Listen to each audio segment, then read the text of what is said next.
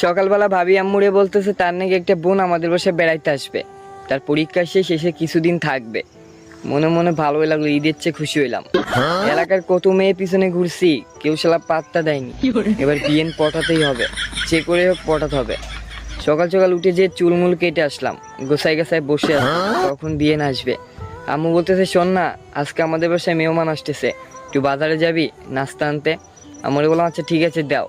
সকাল সকাল নাস্তা এনে দিলাম। যে ছেলে নিজের জামা কাপড় কোনোদিন গুছাই না, সেদিন নিজের রুমটাও গুছাই ফেললাম। ভাই বলতেছে আজকে সূর্যটা কোথায় উঠছে? আমি বললাম না, আজকে একটু কাজ করতেছি, নিজের রুমটা খারাপ দেখা যাচ্ছিল। বলতেছে ও আচ্ছা।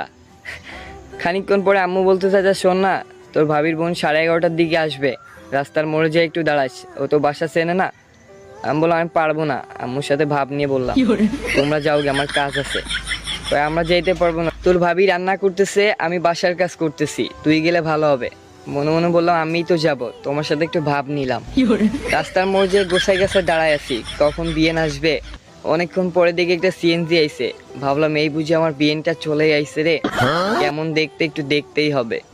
অনেকক্ষণ দাঁড়ায় আছি, সিএনজি থেকে লোকও নামছে, বিয়েনের খুঁজে পাচ্ছি না। পাশে তাকায় দেখি একটা পুচকে মেয়ে একটা আঙ্কেলের কাছে জিজ্ঞাসা করতেছে আমার ভাইয়ার নাম বলে, আমার দুলা ভাইদের বাসাটা কোথায়।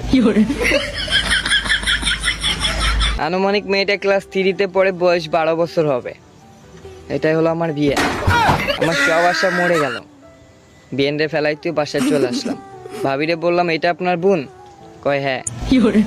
বলেন তো কেমন লাগে?